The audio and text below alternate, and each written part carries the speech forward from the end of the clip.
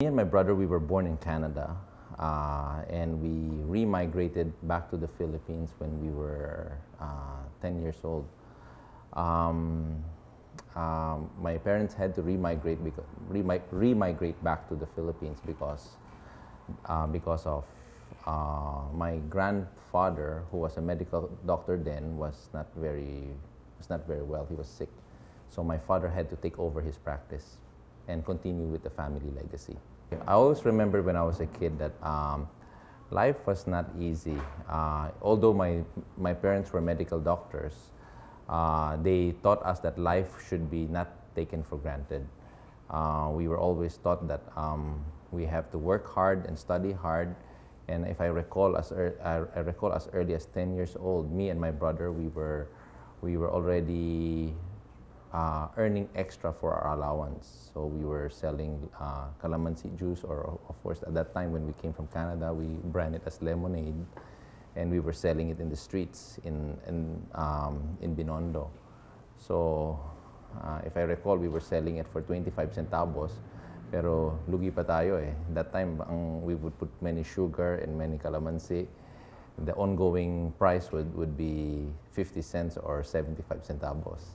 Besides from selling lemonades with my brother when I was a kid, we also sold pencils, jeans, comic books to our classmates and to the teachers then.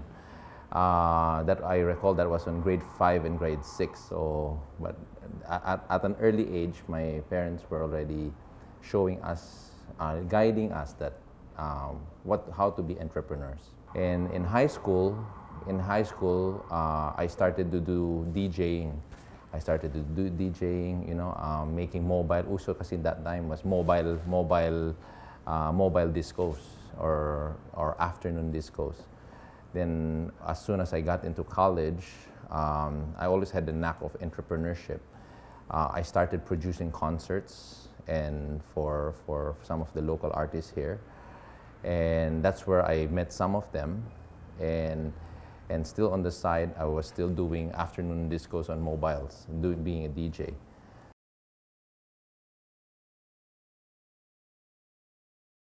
My parents, who are like I said, medical doctors. My dad is an internist. His name is Dr. William Gan, and my mother is an anesthesiologist.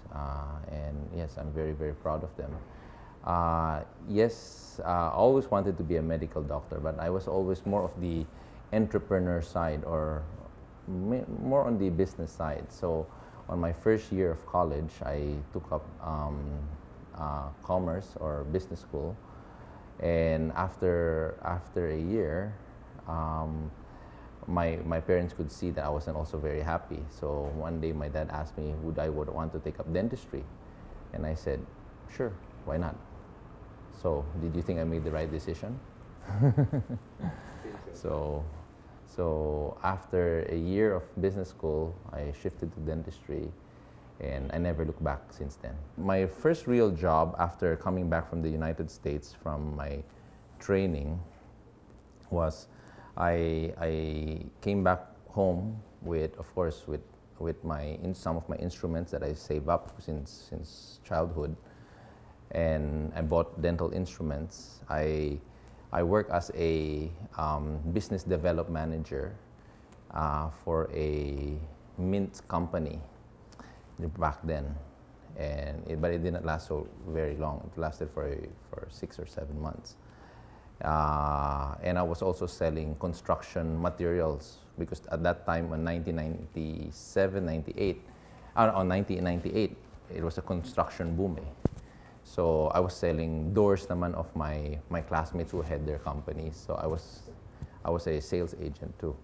So just to make things, just to augment our income.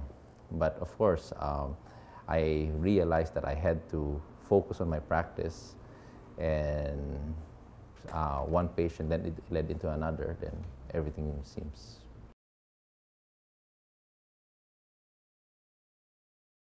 When I came back from the States, I had a third-hand dental chair in Binondo and 3,000 pesos with me, with my savings. My savings then was like 100,000 pesos, where I had all my savings. But when I was a childhood, I bought a third-hand dental chair now for 98,000 pesos. So I do recall when I first saw my first patient, when I treated my first patient, I did an oral prophylaxis, a cleaning, and I charged 1,000 pesos. But the ongoing rate at that time, the charge was between 300 to 500 pesos. So that patient never came back. So I then slowly learned that, of course, that the value of market segments, that we shouldn't overprice, and yeah, you learn business through experience. So those were some of the struggles, yes. Even though my practice was flourishing in Binondo, I always wanted and had a dream to open up in the bright lights and urban city of Makati, a practice here.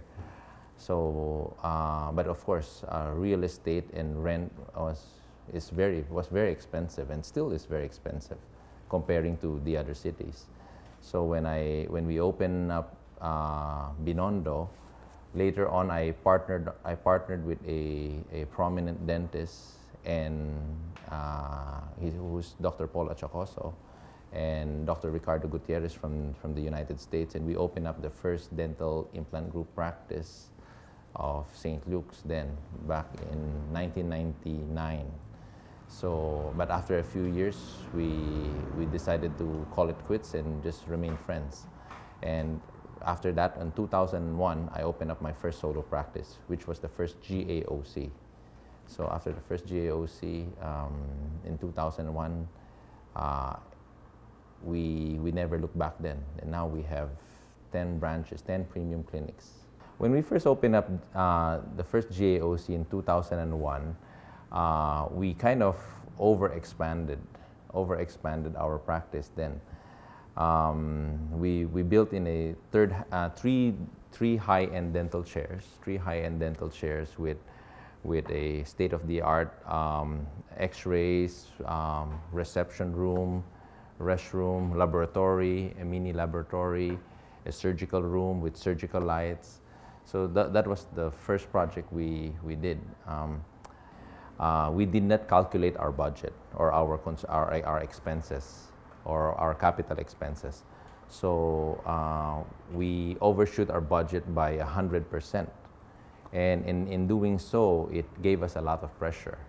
So of course, during that time as well, I mean, I was a younger Dr. Gan, and very, very stubborn, or I think I'm still stubborn. I kind of overspent. You know? I was going out with a lot of movie stars, every night partying, and buying expensive cars. I've been very thankful to learn that valuable lesson at a young age, thanks to my parents and thanks to God, that of course, overspending, you have to be very careful when doing business. Or when starting out a practice, you have to take calculated risks.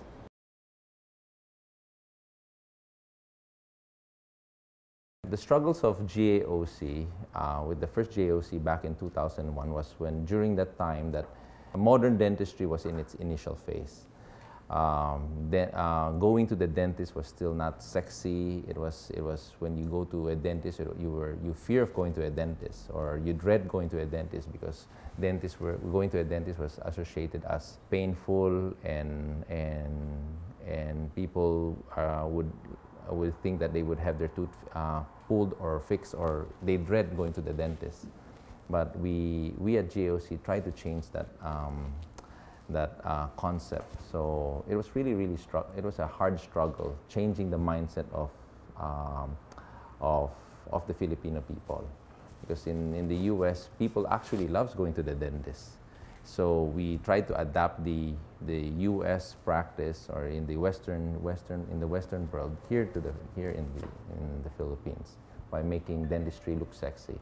Back in 1999, when like again, I came back from the United States, I called on my old friends, and the very first celebrity client who came to us was Lindsay Custodio. So from there, she was very, very satisfied with her treatment. Then she introduced me to a couple of friends. Some managers started coming to us, and the next thing you know, Angel Aquino was coming to our practice, Rica Peralejo, Jamie Rivera. Then one thing led to another. Then when 2006, Boy Abunda came to our practice, then it changed everything. So Boy is a very dear friend, and he kind of spread the news or the gospel of GAOC to the whole Philippines, to nationwide and to the world. Over the years, GAOC has grown into 10 branches, but of course, this wasn't overnight. So there was a lot of struggles, a lot of hardship, a lot of hard work, a lot of turnovers of dentists. We had to find the right team, which was perfect for the present day team that we have right now. So I always say that hard work will make you lucky.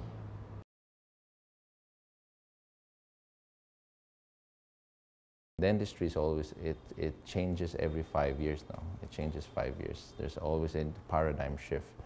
So with the modern trends, there's CAD cams, there's dental implants. CAD cams is computer-aided designs, where basically when we construct a crown or tooth, you don't have to start from scratch anymore.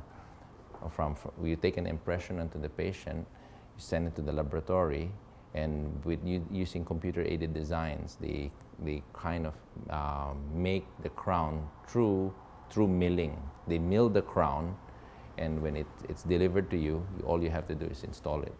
With dental implants, nowadays it's already a state of the art. Back in the 90s, when we place dental implants, it takes a couple of months for it to be finally restored. You place the fixture to the bone, and 4 to 6 months later, you place the tooth or the crown. Nowadays, when you place an implant, you can have teeth in the same hour or in the same day. It has the practice of the, dental implant treatment or therapy has been revolutionized to almost perfection, and many more. And every day is a new day for dentistry. My vision for the Philippine dentists is that they would be able to compete globally and to benchmark themselves to world-class international standards. Because the Filipino dentists are very skilled. No? I always believe that they're the most gifted people in the world. They're artistic, creative, and very intelligent. So I envision that, you know, with the proper resources and proper training, the Filipino people or the Filipino dentists will emerge as the highest standards and as the highest among the world.